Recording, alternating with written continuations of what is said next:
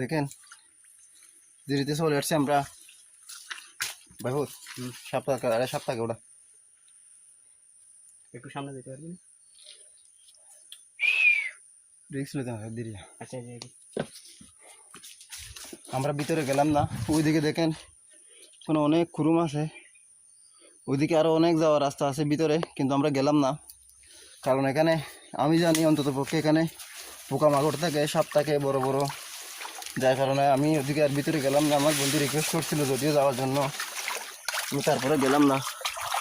কারণ একটু বিনোদনের জন্য গিয়ে যদি আমাদের বিপদের মুখে পড়তে হয় তাহলে ওই বিনোদন না করাটাই বেটার। পানি বেশি। হ্যাঁ পানি বেশি। পানি বেশি দে।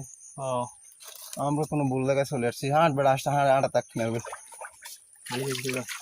ফ্যান দিলে ভিজে দিই,